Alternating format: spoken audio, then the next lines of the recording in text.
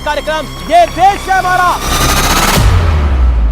अगर मैं आज सुधांशु जी की पार्टी की विचारधारा के विरोध में खड़ा हूं और कल मैं शामिल हो जाऊं तो मेरा क्या अस्तित्व है? इसका मतलब तो हम सब बिकाऊ माल हो गए। आपके साथ विधायक गए वो माल बिकाऊ था। उसी को जीने का हक है जमाने में जो इधर का लगता रहे और उधर का हो जाए। पंजाब में तो आप गठबंधन नहीं करोगे, कांग्रेस को कोसोगे और बाकी देश के अंदर आप गठबंधन करके जनता को टोपी पहनाओ। आपका स्टैंड क्या है? तो चुनाव का प्रस्ताव आएगा, कानून तो आ चुका है। दिखाइए कहाँ है कानून, कब से आ रहा है? हिंदू, सिख, जैन, बौद्ध सबके लिए कहना चाहते हैं, जिनकी लाशों पर सर रखकर आजादी थी हमने पाई, वो अब तक है खाना बदोश गम की काली आंधी छाई।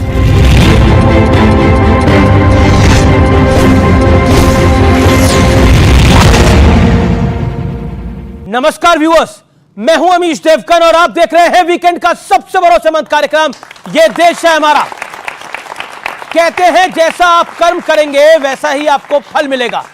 तो 2024 की कर्म भूमि भी सज चुकी है और दोनों तरफ की पॉलिटिकल सेनाएं आमने सामने हैं और इस सियासी महायुद्ध पर निर्णायक फैसले के लिए 95 करोड़ से ज्यादा वोटर भी तैयार हैं, यानी आप तैयार हैं। ब्रांड मोदी की ताकत के साथ भारतीय जनता पार्टी खुलकर एक्शन मोड में आ चुकी है और कश्मीर से लेकर कन्याकुमारी तक कारपेट बॉम्बिंग वाले अंदाज में कैंपेन लगातार जारी है। कैंडिडेट की लिस्ट से लेकर सीएए तक भारतीय जनता पार्टी चौतरफा एक्टिव हो गई है, लेकिन दूसरी तरफ मोदी सरकार की हैट्रिक को रोकने के लिए विपक्षी खेमा भी हर दांव आजमा रहा है। देर से ही सही, लेकिन मोदी के विजय रथ को रोकने के लिए विपक्षी एकता का एक चक्रव्यूह तैयार कर लिया गया है। हालांकि नेताओं की भागम-भाग और अपने ही घर में छिड़े गृह युद्ध के बीच विपक्ष को लगातार झटके भी लग रहे हैं। ऐसे में बड़ा सवाल यही है, क्या 2024 की महाभारत में कृष्ण यानी देश की जनता यानी आप किसका साथ देने वाली है? तो आज जनता जनार्दन के बीच होगी देश की सबसे बड़ी राजनीतिक बहस, 2024 का मेला और बीजेपी का खेला।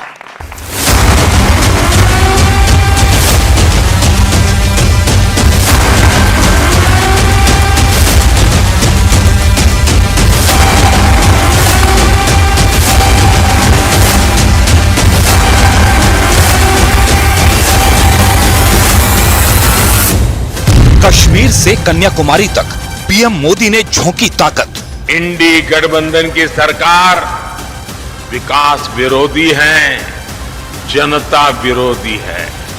ये लोग जनता का हक छीनकर सरकार में मौज करने के सिवाय उनके पास कोई विजन नहीं है। सीएए पर मोदी सरकार का एक्शन।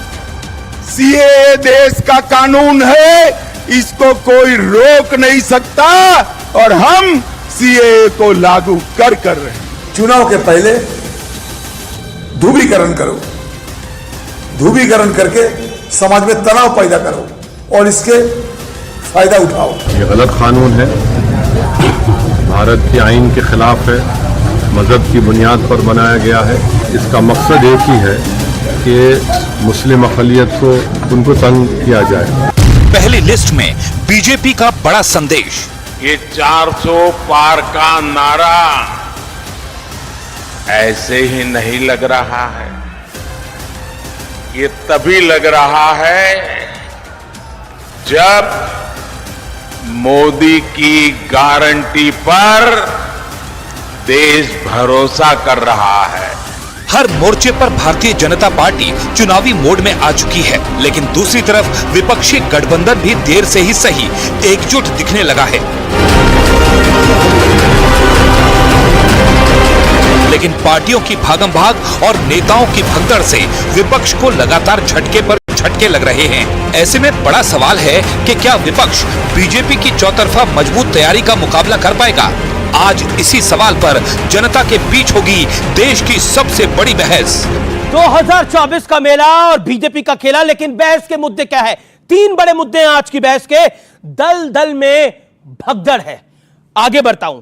कश्मीर से लेकर कन्याकुमारी तक मोदी का यानी ब्रांड मोदी का एक बड़ा डंका बज रहा है।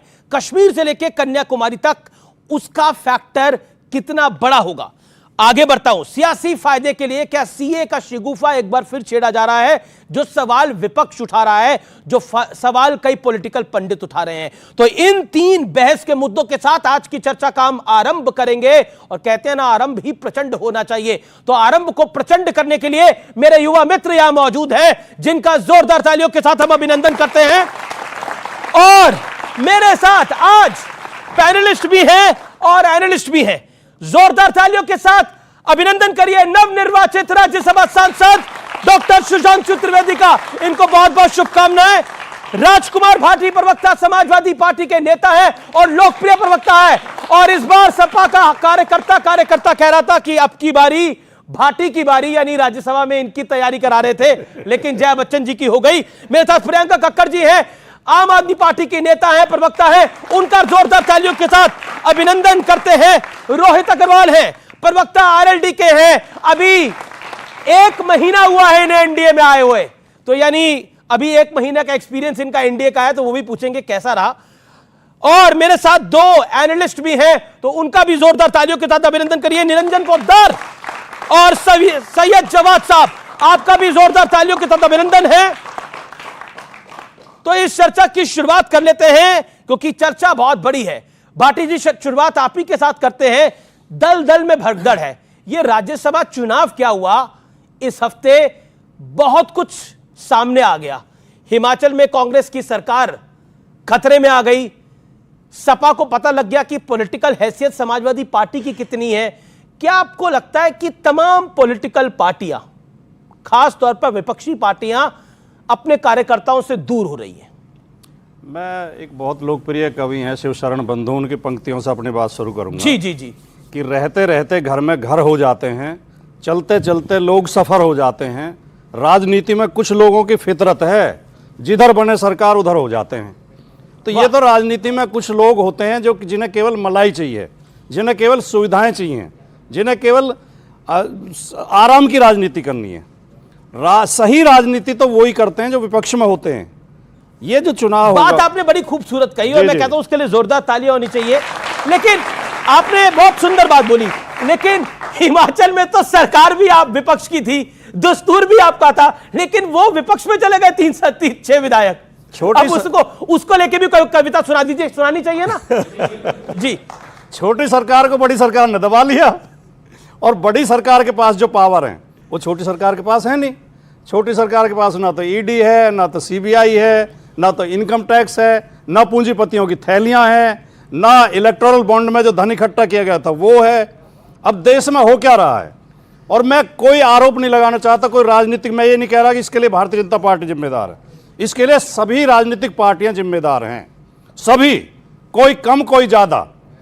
सिद्धांत भी कोई चीज होने चाहिए, और राजनीति में तो खास तौर से होने चाहिए जी। विचारधारा भी कोई चीज होनी चाहिए। अगर मैं आज सुधांशु जी की पार्टी की विचारधारा के विरोध में खड़ा हूं और कल मैं शामिल हो जाऊं, तो मेरा क्या अस्तित्व है, मेरी क्या हैसियत, मेरी क्या औकात रही? फिर इसका मतलब तो हम सब बिकाऊ माल हो गए। तो ये जो देश में चल रहा है, जो आपके साथ विधायक गए हैं वो माल बिकाऊ था? किसी का? हमारे साथ कौन गए? हमारे छोड़ के गए हैं। तो 7 विधायक आपके चले गए ना बीजेपी में। मैंने सोचा 7 कह रहे होगा, आपके साथ गए हैं। जी देखिए, जो आपके साथ थे वो उधर चले गए। अमीश जी देखो, कड़वा सच तो ये है, अभी मेरे भाई, मैं उन्हें पहले तो मुझे राज्यसभा के लिए बधाई देनी चाहिए थी, क्योंकि निर्वाचन के बाद आज पहली बार हमारे साथ शामिल हो रहे हैं। आपको बहुत बहुत बधाई, शुभकामनाएं। वो इसका खंडन करेंगे, लेकिन सच्चाई ये, कड़वा सच ये इस देश में, जो सुधांशु जी की पार्टी ने, भारतीय जनता पार्टी ने जो एक पार्टी चला दी है कि पहले तो जब वोटर लिस्ट आती है तो उनमें वोट काटे जाते हैं, चुन चुन के, देख देख के, चिन्हित करके। फिर जिस दिन वोट पड़ते हैं उस दिन पुलिस खड़ी कर दी जाती है, लाठियां बजाई जाती हैं, जहां इनके असर के वोट नहीं होते वहां पोलिंग कम करा दिया जाता है। फिर काउंटिंग में बेईमानी की जाती है, जीते हुए प्रत्याशी हरा दिए जाते हैं। फिर भी विधायक पूरे ना हो तो विधायक खरीद कर सरकार बनाई जाती है, सरकार गिराई जाती है।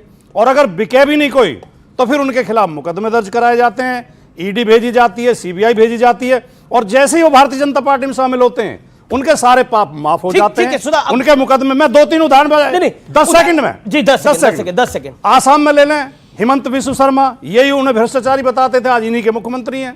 आप बंगाल चले जाएं, शुभेंदु अधिकारी, उनके ऊपर आरोप थे, जांच थी, वो बीजेपी में शामिल हो गए, मुकदमे खत्म। अजीत पवार महाराष्ट्र में, मोदी जी एक दिन पहले, एक सप्ताह पहले कह के आए थे 70,000 करोड़ का भ्रष्टाचार है, नेचुरल करप्ट पार्टी है।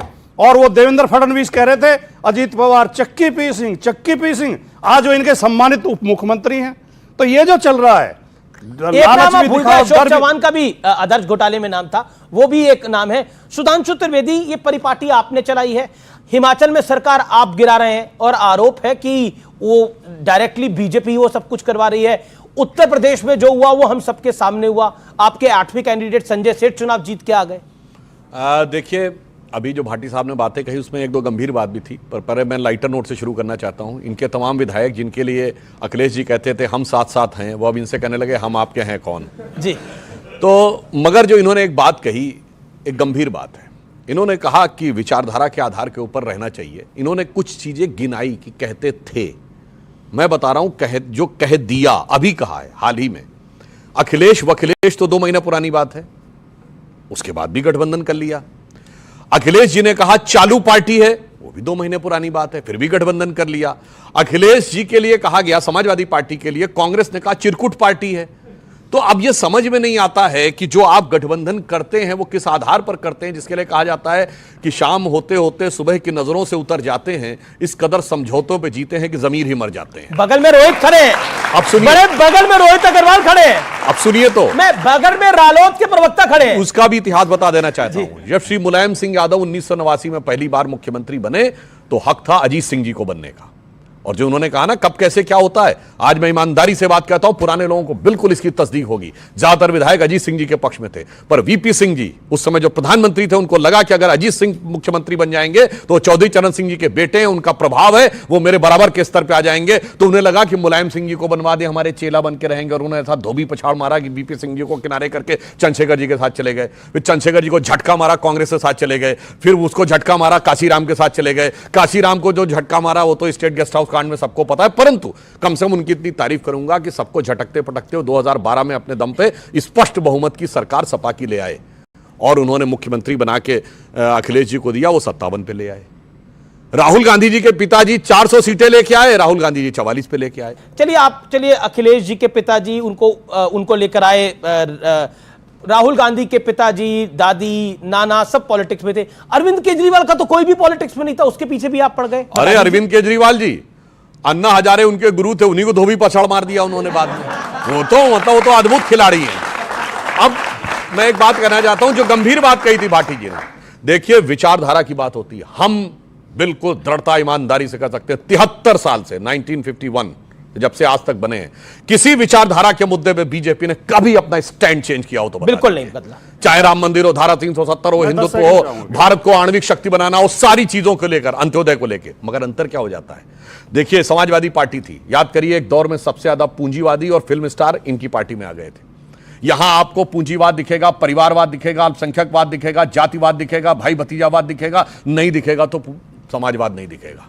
वही कांग्रेस गांधीवाद की बात करती थी, ये सारे वाद कांग्रेस में दिखेंगे, गांधीवाद नहीं दिखेगा। जब आप सारे अपने विचार को छोड़ देते हैं तब आपके साथ क्राइसिस ऑफ क्रेडिबिलिटी आती है, और क्राइसिस ऑफ क्रेडिबिलिटी की वजह से ही अंततः जनता आपको छोड़ देती है। और मैं एक बात कह दूं, एक बहुत बड़े फिलोसोफर थिंकर ने कहा था, in politics if you have to choose between your character and strategy, character मतलब political character, then leave the strategy, be with the character, because you can survive without strategy but you cannot survive without character। और मैं बताता हूं, 2 सीटों की party थे, हमने सारी स्ट्रेटजी छोड़ दी।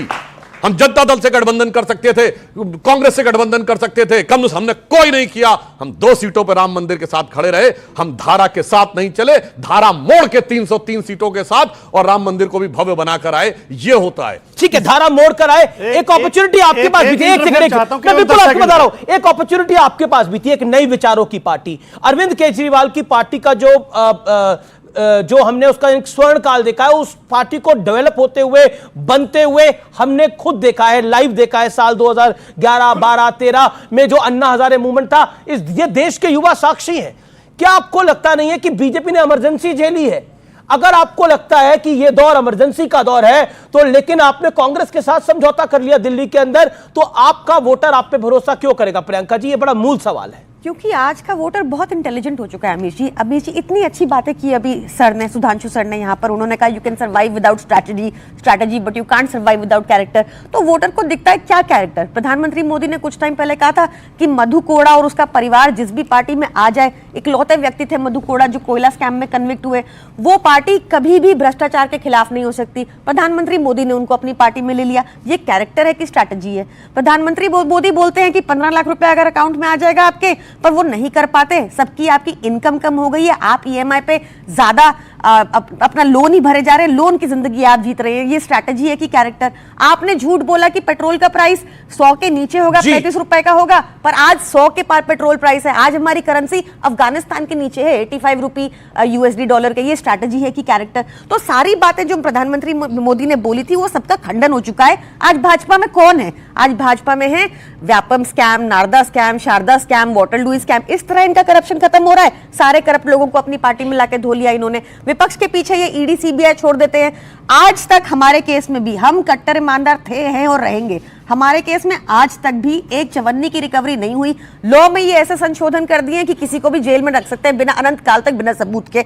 ये एक खतरनाक सरकार है। पर इसी लॉ से संजय राउत को बेल भी मिली है, इसी लॉ में बेल मिली है संजय राउत को। टेक्निकलिटी में अगर आपको सिर्फ एक केस की बात करनी है, बहुत टेक्निकलिटी में जाना पड़ेगा। मैं आपको समझा सकती हूँ वहां बेल क्यों मिली और यहाँ बेल क्यों नहीं मिल रही, आपको वो डिस्कस करना है। बेल इसी कानून के तहत मिली है? नहीं, आप सुनिए ना, बेल इसी कानून के तहत मिली है ना? इसमें संशोधन कर दिया गया अमीश जी, इस कानून में संशोधन कर दिया गया। मेरे सवाल का जवाब, तो क्या आपको लगता है कि अब जो बीजेपी है इस काल को आप क्योंकि इमरजेंसी का काल कहती हैं, बीजेपी इमरजेंसी 2 साल ब्लेटेंट इमरजेंसी, उनके तमाम बड़े नेता जेल में चले गए, वो सरवाइव कर सकते थे, आप सरवाइव नहीं कर सकते थे और आपको कांग्रेस के साथ समझौता करना पड़ेगा। पर आपने कांग्रेस के साथ समझौता कर लिया, आपने लालू यादव के साथ समझौता कर लिया। मैं आपको बताती हूं, मैं उसका जवाब देती हूं। पहले इनको जवाब देती हूं। शरद पवार के साथ समझौता करा की बात की तो इन्होंने अडवाणी जी के साथ क्या किया वो सबके समझ। भारत रत्न दिया, मार्गदर्शक मंडल में भी भेज दिया। मार्गदर्शक मंडल में अडवाणी जी, कुछ लोग एग्री करते हैं कि 90 इयर्स के पॉलिटिशियन को करंट पॉलिटिक्स, 88 इयर्स के पॉलिटिशियन को क्या करंट पॉलिटिक्स में रहना चाहिए? बताइए वो क्या कर पाएगा देश के लिए? 88 इयर्स के पॉलिटिशियन को क्या राजनीति, रेगुलर राजनीति करनी चाहिए या प्रियंका कक्कड़ को करनी चाहिए, सुधांशु त्रिवेदी को करनी चाहिए, रोहित अग्रवाल को करनी चाहिए और राजकुमार भाटी को करनी चाहिए? क्वेश्चन आप कैसे भी पूछ सकते हैं। क्या आपको लगता है कि 80 ईयर वाले पॉलिटिशियन के पास ज्यादा एक्सपीरियंस होगा, उस एक्सपीरियंस को यूज करना चाहिए? तो छोड़ देते हैं। सुनिए, आप सुनिए, मुझे बात करने दीजिए। इनकी राजनीति क्या है? चंडीगढ़ मेयर इलेक्शन किसने नहीं देखा कि कैसे इन्होंने वोटों की चोरी की? वोट चोर है भाजपा। ये वोट जीतने के लिए किसी भी हद तक जाते हैं, ये सारी अनैतिक हरकतें करते हैं। इन्होंने वोट चोरी चंडीगढ़ में की, ऑपरेशन लोटस करते हैं। अभी जो हेलीकॉप्टर चॉपर यूज हो रहे हैं वो कौन खर्चा उठा रहा है पूछ ले। वो जनता का पैसा है। करके शिमला टू पंचकुला, पंचकुला टू शिमला घूम रहे हैं, इसकी सबको बहुत चिंता है। उस हेलीकॉप्टर में ईंधन किसका डल रहा है?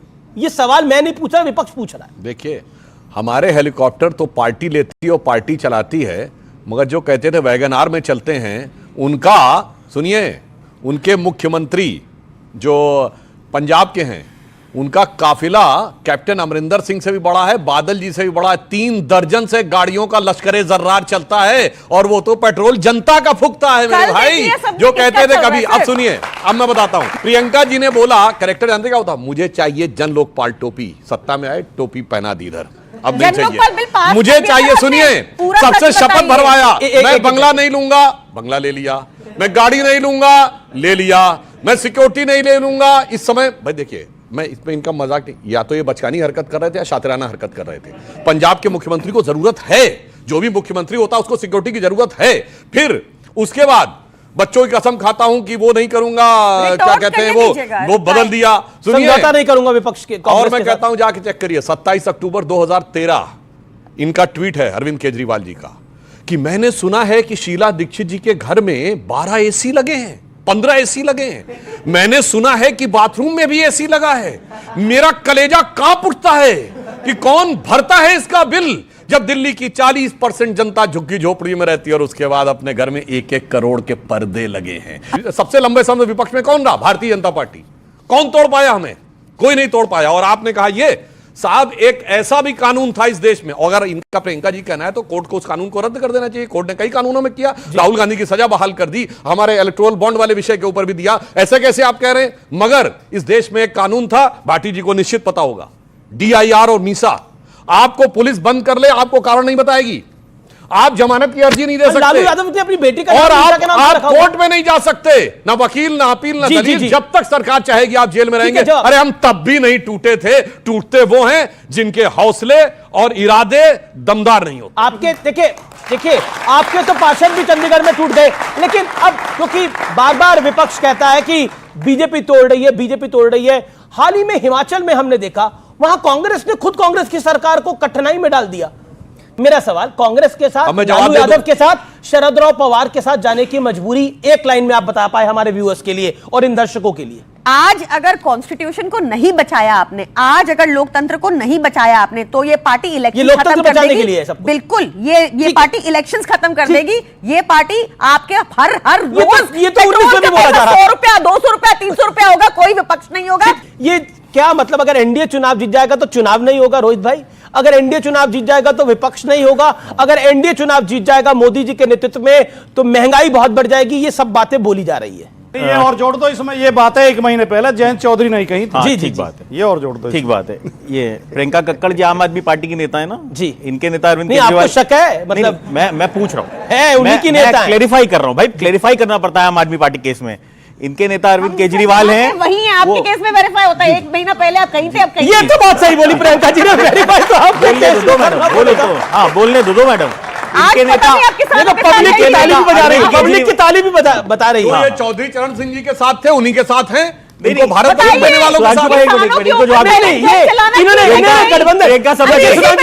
ये बात तो सही है कि इन्होंने गठबंधन की अल्टा पटली करी है, मतलब वेरीफाई तो इनके केस में तो ये आम आदमी पार्टी तो कांग्रेस के साथ ही दिख रही है, ऐसा तो नहीं है कि कोई बीजेपी के साथ कभी दिखी, लेकिन इनके केस में वेरीफाई तो करना पड़ेगा। प्रवक्ता है प्रियंका, समझ गई आगे क्या होने वाला है।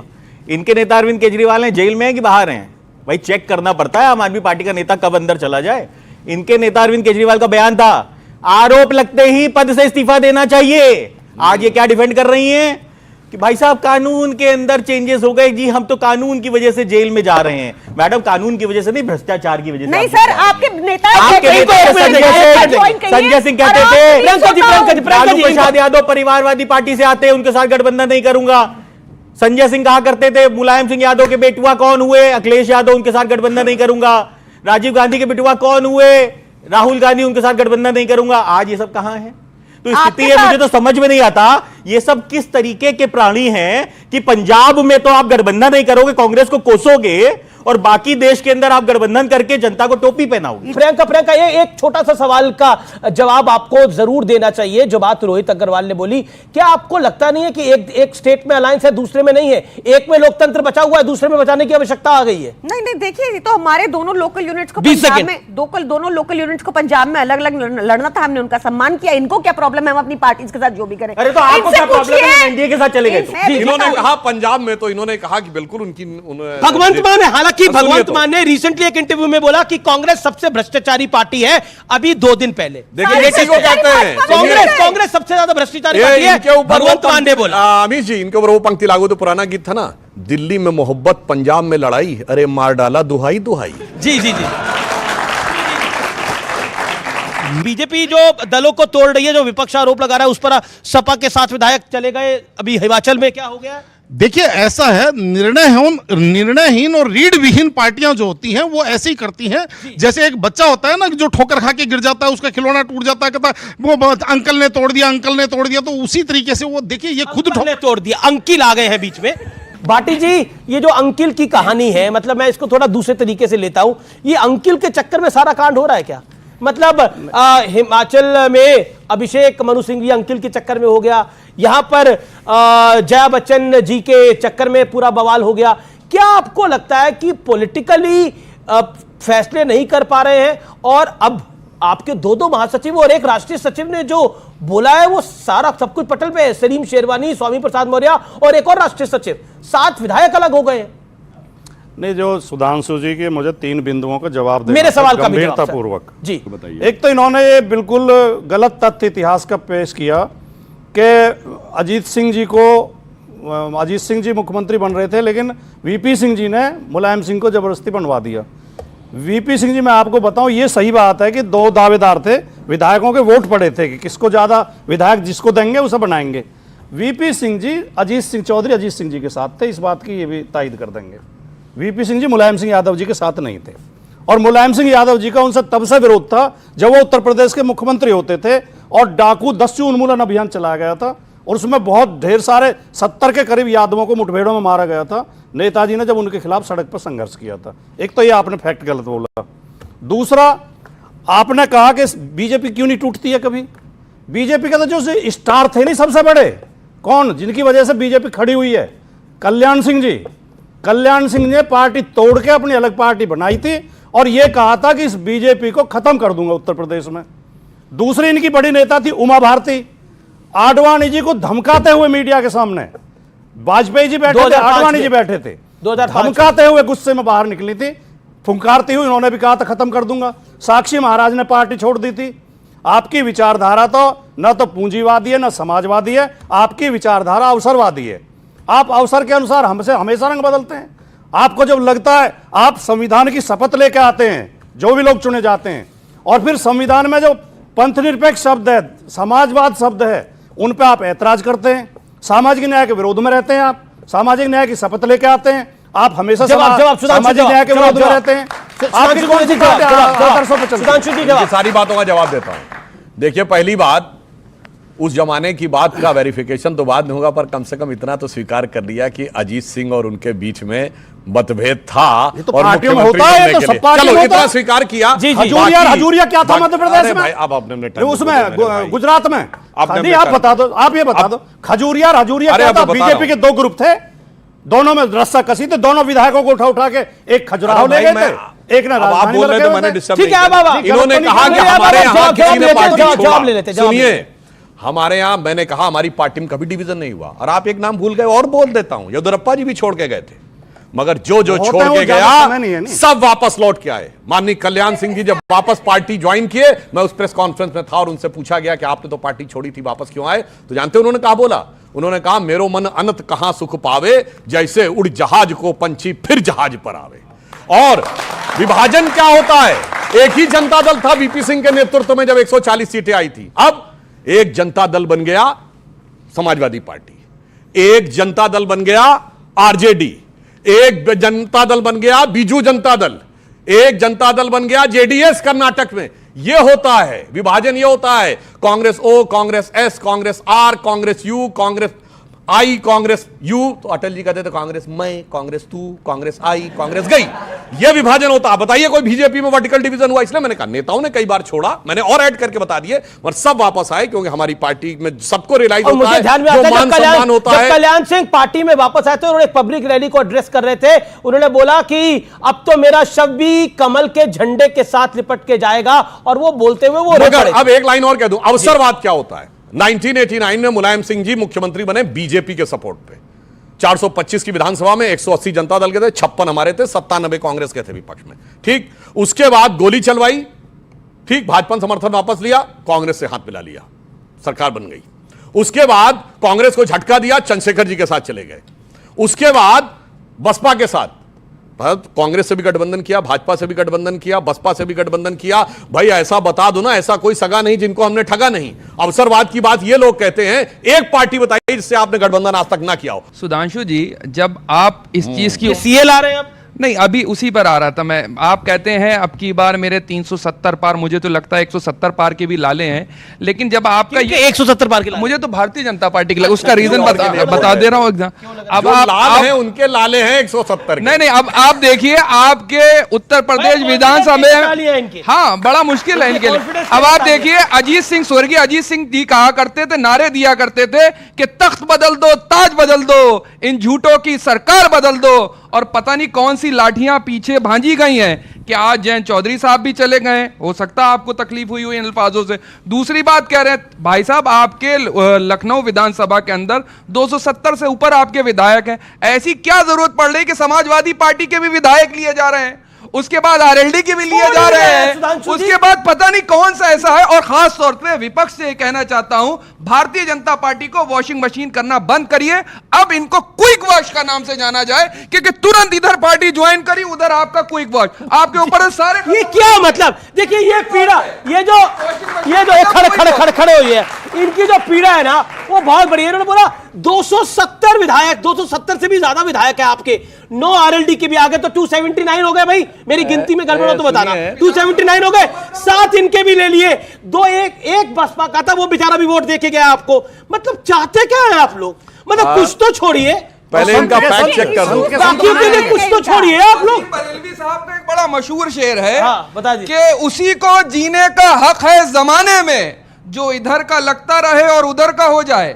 ये आप जैसी पार्टी के ऊपर आज बिल्कुल फिट बैठता है कि रोहित कौन अग्रवाल किधर को का हो छोड़ेंगे जाए। नहीं ना, प्रियंका जी छोड़ रही है ना आप छोड़ रहे हैं।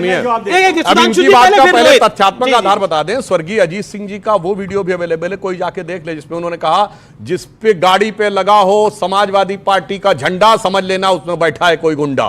बड़ा एक डायलॉग हो गया है कि वॉशिंग मशीन नहीं, क्विक वॉश सुनिए, वॉशिंग मशीन क्विक वॉश। ये बताइए सारी गंदगी की फैक्ट्री कौन है?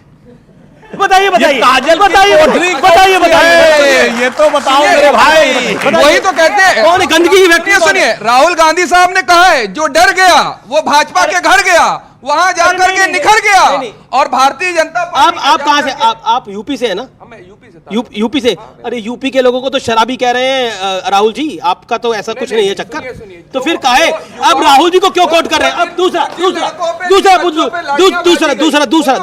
दूसरा ये इतने मैले दुलैले कौन लोग थे जो क्विक वॉश में आ रहे हैं? जो आपके कौन थे ऐसे मैले लोग? कौन है? देखिए, कौन सी पार्टी में थे ऐसे मैले लोग? भाजपा ने मैले लोग कौन सी पार्टी? सभी पार्टियों में थे। सभी पार्टियों। नाम लेना चाहिए ना भाई, नाम लेना चाहिए ना। इन्होंने कहा सभी पार्टियों में। एक सेकंड बताइए सर, नाम ले लीजिए आप, नाम ले लीजिए। हाँ बोलिए। हिमंता विश्व शर्मा थे, उनको लिया गया। उसके बाद ज्योति आदित्य राव सिंधिया, उनको लिया गया।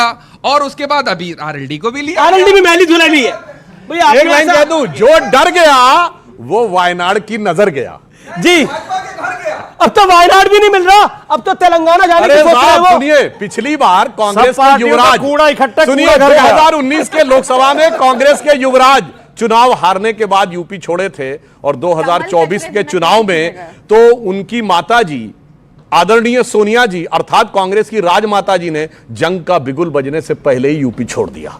ये देश है हमारा केस एडिशन में रुकेंगे एक अंतराल के लिए, लेकिन अंतराल के उस पार मेरे युवा मित्र पूछेंगे सवाल, और जोरदार होंगे सवाल, और ब्रेक के बाद जोरदार जवाब।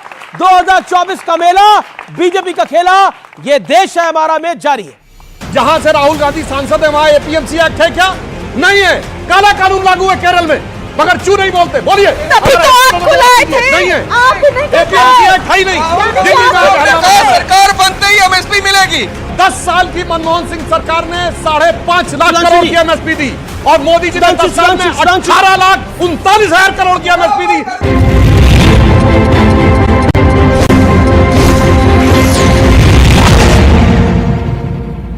वेलकम बैक व्यूअर्स, आप देख रहे हैं वीकेंड का सबसे भरोसेमंद कार्यक्रम ये देश है हमारा। एक बार फिर आपका जोरदार तालियों के साथ अभिनंदन है। प्रियंका देखिए, अब बीजेपी की पॉलिटिकल तैयारी जो है वो चौतरफा है। एक तो ब्रांड मोदी है, वोट चोरी है, वोट चोरी कर पा रहे हैं। ब्रांड मोदी नहीं है, कुछ ब्रांड मोदी नहीं है। मैं तमिलनाडु की रैली देख रहा था, वहां पर इतने सारे लोग थे, साउथ इंडिया तमिलनाडु के अंदर। चोरी क्यों करनी पड़ी वोटों की? कहां पे? इतने छोटे चुनाव में, चंडीगढ़ मेयर चुनाव में चोरी क्यों करनी पड़ी? इतने स्ट्रांग है तो वोट चोर क्यों है ये? अच्छा, लेकिन आपको क्या लगता है, एक सेकंड, ब्रांड मोदी की ताकत है कि नहीं है पॉलिटिकल? आरएसएस ऑर्गेनाइजर कहता है कि उनका करिश्मा खत्म हो गया। अच्छा, आपको लगता नहीं? आपको लग रहा है ऐसा? मैंने इनकी किताब पढ़ी थी। आपको लग रहा है? एक सेकंड, आपको लगता है कि ब्रांड मोदी का करिश्मा खत्म हो गया? आपको लगता है कि लोग अगर करिश्मा खत्म नहीं, अगर आपको लगता है खत्म हो चुका है, तो आपको कांग्रेस के साथ अलायंस क्यों करना पड़ा दिल्ली के अंदर? लास्ट टाइम आप अकेले चुनाव लड़े थे जी, इस बार अलायंस इसलिए करना पड़ा क्योंकि आपको लगता है कि 2019 से ज्यादा ताकतवर नरेंद्र मोदी। काम जी, हमें पता है कि भैया इतनी बड़ी मशीनरी है, 9,000 करोड़ तो इनके पास इलीगल फंड है। ये तो सुप्रीम कोर्ट ने कह दिया, 9,000 करोड़ तो किसी और पार्टी के पास नहीं है। ठीक है, तो लेवल प्लेइंग फील्ड नहीं है। ये तो हमें पता ही है कि चोरी कर सकती है ये पार्टी। ब्रांड मोदी के ऊपर जो अपनी बात रखना चाहे वो हाथ खड़ा करे और अपनी बात जवाब देना चाहता हूं। मैं आपको मौका दूंगा सर। ब्रांड मोदी के ऊपर कोई हाथ खड़ा करके अपनी बात रखना चाहे, आप निरंजन जी, ब्रांड मोदी, आपको लगता है कश्मीर से कन्याकुमारी तक ब्रांड मोदी है या नहीं? देखिए अमीश जी, इस चीज का सबसे बड़ा प्रमाण ये है कि एक दूसरे के धुर विरोधी एक ही पाल पे आ रहे हैं। जब कहते हैं ना कि जब एक पाल पे सारे के सारे पशु आ जाए तो ये समझ लो दूसरी पाल पे शेर है। जिस तरीके से आज अगर कौरवों और पांडवों की लड़ाई है, दुष्ट है, बड़ी संख्या में है ये। नहीं, कौरव कौन हुए? कौरवों में ढेर सारे महारथी थे, पांडवों में एक तो आपके पास है। लेकिन सब पर भारी। लेकिन ये बहुत अच्छी बात बोली कौरव और पांडव वाली। लेकिन देखिए कौरव और पांडव पे एक ही इंसिडेंट मुझे ध्यान में आता है। कौरव में धृतराज, सबको आपको पता होगा, धृतराज जो थे वो दुर्योधन को राजा हर हाल में बनाना चाहते थे। नहीं सर सुनिए, वहां एक दुर्योधन था युवराज, जो लड़ाई हार गया था। इसके बाद भी उसकी माता गांधारी लगी हुई थी किसी प्रकार मेरे युवराज को सत्ता मिल जाए। आज के युग में मैं दर्शकों के विवेक पे छोड़ता हूं कि वो समझ ले कि वो दुर्योधन कौन है और उस दुर्योधन की खास बात क्या थी। सुनिए, उस दुर्योधन से विदुर कहते हैं कि जो धर्म की शिक्षा तुम्हें दी गई वही युधिष्ठिर को दी गई, तुम्हें समझ में नहीं आता क्या धर्म है, क्या धर्म है। तो दुर्योधन कहता है जानामि धर्मम नचमे प्रवृत्ति, धर्म क्या है मैं जानता हूं पर धर्म में मेरी प्रवृत्ति नहीं है। वो कहता है जानामि अधर्मम नचमे निवृत्ति, अधर्म क्या है ये भी मैं जानता हूं पर उससे मेरी निवृत्ति नहीं है। देखिए शिवरात्रि का पर्व आ रहा है और बम बम बोल रही है काशी। कोई बनारस जाता है तो उससे महादेव दिखते हैं, कहते हैं ना जिसकी जैसी दृष्टि होती है वो दिखते हैं। कोई बनारस जाता है तो उसको शराबी दिख जाते हैं। ये अपनी अपनी विवेक है, अपना अपना विमोचन है, इसके ऊपर मैं कुछ नहीं कहना चाहता क्योंकि बनारस में काशी में तो विश्वनाथ दिखते हैं। ब्रांड मोदी और उसके साथ साथ नरेंद्र मोदी जिस तरह से काम कर रहे हैं और कश्मीर से कन्याकुमारी है। देखिए आप बेशक पॉलिटिकली नरेंद्र मोदी का विरोध करते हो लेकिन कुछ चीजें तो हैं जिसने मोदी को मोदी बना दिया है। पैसा जहां धनबल होगा, जहां मीडिया तंत्र होगा, वहां तो ब्रांड बन ही जाता है क्योंकि हमें भी मार्केटिंग पता है किस हिसाब से होती है। मोदी की अगर ताकत है अमीश भाई तो आप बताइए, नीतीश कुमार के साथ फिर से इन्होंने गठबंधन कर लिया। आप कह रहे हैं कि भाजपा लगातार करप्ट लोगों को भर रही है, तो आप ही के अलायंस में लालू यादव जी हैं जो कि कन्विक्टेड करप्ट हैं, इसके बारे में आप क्या कहना बहुत बढ़िया सवाल, बहुत बढ़िया सवाल। लालू यादव भी आपकी क्या अलायंस में है? कन्विक्टेड है। मधु कोड़ा प्रधानमंत्री मोदी खुद बोले कि इनके परिवार, मधु कोड़ा को जो भी लेगा कोयला स्कैम का मधु कोड़ा या उसके परिवार को, वो पार्टी भ्रष्टाचारी होगी। ये प्रधानमंत्री मोदी ने बोला। लालू यादव का जवाब ईमानदारी से लोगे मधु कोड़ा का ले लेता हूं मैं जवाब, लेकिन आप लालू यादव पे तो बोलिए। मोदी नहीं बोला, सजा हो गई ना। मधु कोड़ा आए कि इनकी पार्टी में आ गई ना, आ गई ना। कैसे कैसे उनकी वाइफ आ गई, उनकी वाइफ आ गई। प्रियंका जी आप कह रही है कि अगर किसी के पति ने करप्शन करी है, हस्बैंड ने करप्शन करी है तो उसकी सजा उसकी वाइफ को भी मिलनी चाहिए, उसको भी किसी पॉलिटिकल पार्टी को मिलना चाहिए। लालू यादव के बारे में सवाल पूछा गया। लालू यादव पे, लालू यादव पे, क्यों मोदी जी लालू यादव पे हम आपको आप यही रखिएगा। भागिए मत। जब करप्शन किया किसके समर्थन से मुख्यमंत्री थे? मुख्तार अंसारी के भाई अफजल अंसारी। कुछ अर्ज करना चाहता हूं। अर्ज करिए, अर्ज करिए। इन्होंने कहा कि अपराधियों के ऊपर, तो मैं बताना चाहता हूं आप बच्चों सब जाके चेक कर लीजिएगा। एक बहुत बड़े समाजवादी, देखिए एक बहुत बड़े समाजवादी कवि हुए अदम गोंडवी, पक्के समाजवादी थे, परंतु बाद में उन्होंने देखा समाजवाद में जिस ढंग से अपराधी तत्व आने शुरू हुए तो उन्होंने, अदम गोंडवी जी ने एक शेर लिखा समाजवादियों के लिए कि काजू भुना है प्लेट में, विस्की गिलास में, उतरा है रामराज यों विधायक निवास में। और आगे की लाइन उनकी है, मेरी नहीं, पक्के समाजवादी हैं तस्कर हो या डकैत। उन्होंने कहा पक्के समाजवादी हैं तस्कर हो या डकैत, कितना असर है खादी के उजले लिबास में। ये तो आप ही के नेता की कहानी, आप ही के अरे सुना दो ये तालियां भाई, ये वाला जो है ये जबरदस्त होगा। अदम जी की केवल 2 ही पंक्तियां पढ़ी सुधांशु जी, आगे वाली आप बता दो। बहुत कुछ लिखा है। ये गरीबी से हमारी फैसला कुन जंग थी, फिर कहां से बीच में मस्जिद और मंदिर आ गए, जिनके चेहरे पर लिखी थी जेल की ऊंची फसील, रामनामी ओढ़ के संसद के अंदर आ गए। कल तलक जो हाशिए पर भी नजर आते न थे, आजकल बाजार में उनके कैलेंडर आ गए। और जिनको सच कहना सुनना और देखना भाता नहीं, कुर्सियों पर वो आज वो ही बापू के बंदर आ गए।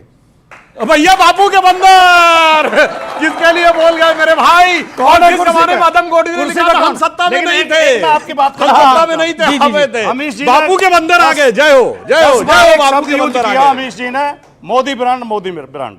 मेरा निवेदन है इसे ठीक कर लें आप, इसमें से आर डिलीट कर दें। मोदी बैंड है, ब्रांड कुछ नहीं है। बैंड है, मोदी बैंड, बस बैंड बजता है, बैंड बजता है चारों तरफ। अब बताएं मोदी ब्रांड क्या है? देखिए पहली बात तो मैं कहना चाहूंगा कि मोदी ब्रांड वो है कि उत्तर प्रदेश में हमारी 10 सीटें थी, उत्तर प्रदेश छोड़ के भागे नहीं, आके बनारस से चुनाव लड़े, 73 सीटें। यूपी में हमारी 47 सीटें थी, 325 सीटें। इतिहास की धारा बदल दी मोदी जी ने। 30 साल के बाद पहली बार स्पष्ट बहुमत, इसलिए ब्रांड बहुत छोटा शब्द है। मोदी जी युग प्रवर्तक महापुरुष है जी। ब्रांड छोटा शब्द है। ओके मोदी ब्रांड के ऊपर, लेकिन मोदी ब्रांड जो है वो है, लेकिन साथ में राम मंदिर भी है, साथ में अब सीए भी आएगा। क्या करिएगा? मोदी जी की 370 हटा चुके हैं, ये यूसीसी ला चुके हैं उत्तराखंड के अंदर। क्या करेगा ये? और नरेंद्र मोदी ने बोला है कि इस बार जब मैं 2024 में आऊंगा तो इससे और बड़े काम करने के लिए आऊंगा। अमीश भाई, चुनाव आ गए और बड़े बड़े जुमले छा गए, और मोदी जी मत बोला करिए जुमले। आपने राम मंदिर जुमला बोला, बना दिया। 370 जुमला बोला, हटा दिया। 2 करोड़ रोजगार बोला था, सबको दिला दिया। किसानों की आय दोगुनी करने का वादा करा था, दिला दिया। जहां से राहुल गांधी सांसद है वहां एपीएमसी एक्ट है क्या? नहीं है। काला कानून लागू है केरल में, मगर क्यों नहीं बोलते? बोलिए। नहीं है, एपीएमसी एक्ट है ही नहीं। ब्रांड मोदी और ब्रांड राहुल, आपका विश्लेषण क्या है? आज की तारीख में क्या हो रहा है? कुछ लोग 60 में से 52 चुनाव हारने वाले को जननायक घोषित करने की कोशिश कर रहे हैं, और जो जिसकी विनिंग 87%, यानी राहुल गांधी फिट है इसलिए हिट है। और क्या कमाल कर रहे हो भाई आप। कमाल है। मतलब आपको अगर इन हालात में भी राहुल गांधी किसी को हिट दिख रहे हैं तो कोई क्या कर सकता है? इसमें बताइए क्या कहा जा सकता है कि बर्बादियों का शोक मनाना फिजूल था, मैं बर्बादियों का जश्न मनाता चला गया। राहुल गांधी फिट है। जी। लेकिन देखिए ये बात देखिए, ब्रांड मोदी वो है जिसके उत्तर प्रदेश में 7 राज्यसभा कैंडिडेट जीत सकते थे और 8वें का चांस था, 8वें को जितवा दिया। हिमाचल प्रदेश में कांग्रेस का कैंडिडेट क्लियर कट जीत सकता था। ब्रांड राहुल वो है जिसको उन्होंने हरवा दिया। खुद सोच के देखिए कहां पे कौन खड़ा है, यह बात सोचनी होगी। सोचिए, बंगाल के अंदर 2 सीटों की दरकार के लिए कांग्रेस लड़ रही है। आम आदमी पार्टी की सेकंड फिडलर होकर दिल्ली के अंदर लड़ रही है। उत्तर प्रदेश के अंदर नकारते हुए समाजवादी पार्टी ने टिकटें सौंपी। सोचिए क्या हश्र हो गया कांग्रेस पार्टी का। रोहित अग्रवाल, एक सवाल है, अगर सब कुछ सही हो रहा है तो आपको यूसीसी सीए की क्या आवश्यकता है? अब देखिए, एक बात अमीश भाई पहले समझनी पड़ेगी हमें कि 75 साल में से 60 साल कांग्रेस ने राज किया और आज 80 करोड़ लोगों को 5 किलो राशन पे निर्भर होना पड़ रहा है। और सबसे ज्यादा इनको दर्द होता है 80 करोड़ लोगों को 5 किलो राशन, क्योंकि ये आधा पेट रखना चाहते हैं देश की जनता को, ताकि देश की जनता भूख के आगे सोच ही ना पाए। ये युवाओं के रोजगार की बात कर देगा, इनको कोई हक नहीं है। देश के कैपिटलिस्ट को गाली दोगे, 11 लाख करोड़ रुपए का तेलंगाना में जाके अदानी के साथ करार कर लोगे, उस पर आवाज नहीं निकलेगी मुंह से। और देश के कैपिटलिस्ट को गाली दोगे दिन रात पानी पी के, और रोजगार की बात करोगे तो रोजगार क्या विदेश का कैपिटलिस्ट आके तुमको देगा? सुधांशु त्रिवेदी, आप कह रहे हैं कि ब्रांड मोदी है, आप कह रहे हैं कि हमारी बहुत अच्छी तैयारी है, लेकिन यूसीसी की जरूरत क्यों है, सीए की जरूरत क्यों है? अब हो रहा है कि CA first week of March में आएगा। 2 लाइन में बता देना चाहता हूं। देखिए साहब, सीए क्यों? हाँ, अभी बता रहा हूं, आप पूरी बात होने दीजिएगा। जो लोग कहते थे कि राम मंदिर में रामलला कहां है, यह साबित करना पड़ेगा। जहां विराजमान है वहां से नहीं मानेंगे। कागज दिखाओ, सबूत दिखाओ, 500 साल पुराने कागज दिखाओ। वही लोग आज कहते हैं कि हम जहां विराजमान है मान लो, कागज मत मांगो हमसे। तो मुझे लगता है कि इस पे वो पंक्ति याद आती है कि रामचंद्र कह गए, सिया से ऐसा कलयुग आएगा कि रामलला तो कागज देंगे, बाकी कोई न दिखाएगा। जी, लेकिन सीए की बात जो अब आ रही है कि गृह मंत्रालय नोटिफिकेशन लेके आ सकता है, समाजवादी पार्टी का क्या स्टैंड है उसके ऊपर? जो शुरू से हमारा स्टैंड था वही स्टैंड। क्या? सीए तो कानून पास हो गया, लेकिन सीए की पहली बात तो जरूरत नहीं थी, दूसरे सीए संविधान विरोधी कानून है। संविधान विरोधी है, मनमोहन सिंह ने बोला है, असम की सरकार ने पास करके दिया है, वहां की केरल की सरकार ने पास करके दिया, फ्लोर ऑफ द हाउस पे मनमोहन सिंह ने बोला। हवा में बातें, ड्राफ्ट दिखाइए, उसके बाद ही चर्चा कर पाएंगे। आपका स्टैंड क्या है? मेरे को पढ़ने तो दीजिए, तब बताऊंगी स्टैंड। ये तो खिलाफ कानून तो आ चुका है, दिखाइए कहां है कानून, कब से आ रहा है, नोटिफिकेशन आ रही है। मैं सीए पे सिर्फ ये कहना चाहूंगा कि जिन लोगों ने विभाजन की भारी कीमत चुकाई थी, वो आज तक वो पीड़ा सह रहे हैं। अटल जी की एक पंक्ति थी, जो सीए के लिए जो लोग तड़प रहे हैं वहां पाकिस्तान और बांग्लादेश में, सारे रिलीजियस प्रोसिक्यूशन वाले, हिंदू, सिख, जैन, बौद्ध, सबके लिए कहना चाहते हैं कि जिनकी लाशों पर सर रखकर आजादी थी हमने पाई, वो अब तक है खाना बदोश, गम की काली आंधी छाई। तो उनके ऊपर छाई हुई गम की आंधी को छुपाने के लिए। और अगर ये कह रहे हैं संविधान विरोधी, मैं बताना चाहता हूं सितंबर 1947 में महात्मा गांधी का बयान है कि जो जो लोग आना चाहेंगे उन्हें आने देना और भविष्य में आने देना भारत की जिम्मेदारी होगी। मैं आपको एक नहीं दर्जनों गिना सकता हूं। सीए के लिए देखिए इस्लामिक मुल्क कई सारे हैं इस पूरे, देखिए मैं बार बार बोलता हूं कि हिंदू एक ऐसा अभागा है जिसका कोई मुल्क नहीं है, और मैं ऐसा अभागा है जिसका कोई मुल्क नहीं है, पूरी दुनिया के अंदर कोई मुल्क नहीं है। हिंदू, सिख, जैन, बौद्ध, जैन खासतौर पर, और हिंदू और सिख, ये लोग कहां जाएंगे? इनका मुल्क तो एक हिंदुस्तान ही है। अगर इनको ना नागरिकता मिलती है तो आपत्ति क्या है? आपने कहा कि एक अभागा हिंदू ऐसा जो किसी मुल्क में जगह नहीं, उसका कोई देश नहीं। कई लाख हिंदू तो अमेरिका में रहते हैं, कई लाख कनाडा में रहते हैं, जिसका अरब देशों में उन्हें नागरिकता भी मिल रही है। सर क्रिश्चियन का देश है, इस्लामिक का देश है, बौद्धों का देश है। एक हिंदू देश बताइए, एक हिंदू राष्ट्र बताइए पूरी दुनिया के अंदर। मैं नहीं, इसमें कोई इसमें अगर आप बताइए ना, है कोई राष्ट्र, कोई हिंदू राष्ट्र है किसी और देश के पास, को बताओ तो बताइए कोई। और सुनिए, मुस्लिम मेजॉरिटी वाला एक सेकुलर राष्ट्र बताइए। अरे सुनिए, मुस्लिम मेजॉरिटी वाला एक सेकुलर राष्ट्र बता देंगे। आज कोई धार्मिक राष्ट्र सर्वाइव नहीं कर पा रहा है, सब पिछड़ते जा रहे हैं। जो संविधान सम्मत और लोकतांत्रिक देश हैं वो ही आगे बढ़े। नेपाल के नागरिकों ने खुद वोट करके नेपाल को धर्म विरोधी राष्ट्र से हटा के संवैधानिक राष्ट्र बनाया। और यूएई को लोगों के अंदर जो उन्माद भरते हैं हिंदू राष्ट्र, तो एक मुस्लिम राष्ट्र बताइए जो लोकतांत्रिक हो पूरी तरीके से, एक पूरी तरीके से लोकतांत्रिक मुस्लिम राष्ट्र बताइए। इंडोनेशिया है पूरी तरीके से। इंडोनेशिया में रामलीला होती है, राम को पूजा जाता है। हाँ, इसीलिए गरुड़ा एयरवेज है। लेकिन क्योंकि आखिरी राउंड है, मैं सीटों के बारे में आपसे जानूंगा एक लाइन के अंदर। इंडिया अलायंस की आप दोनों डिसाइड करके बता दीजिए कितनी सीटें आएंगी। मैं एनडीए की सुधांशु से पूछ लेता हूं, आप बता के टोटल बता दीजिए कितनी सीटें आएंगी इंडिया अलायंस की पूरे देश में। सुधांशु त्रिवेदी, एनडीए का नंबर क्या होगा आपकी राय में? हमारा तो कहीं कोई शक ही नहीं है, बीजेपी 370 के पार और एनडीए 400 के पार। आपका जो या तो झूठे होते हैं या जिनके कोई तिकड़म होती है, केवल वो संख्या बता पाते हैं। चुनाव में संख्या कोई नहीं बता सकता।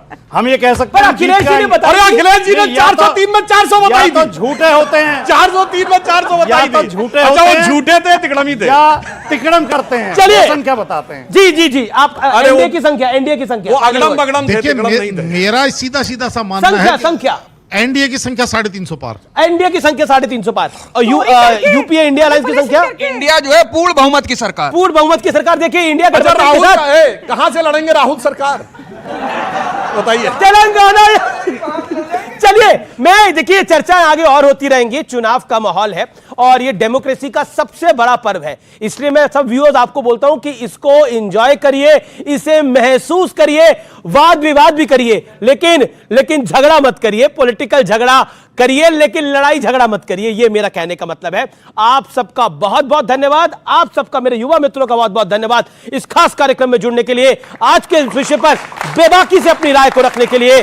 मुझे उम्मीद है कि इंडिया गठबंधन की इस समय दिक्कत यह है कि वो सीट नहीं बता पा रहे क्योंकि उन्हें पता नहीं है कि कहां से लड़ना है और कहां से नहीं लड़ना। नमस्कार और आप सबको धन्यवाद।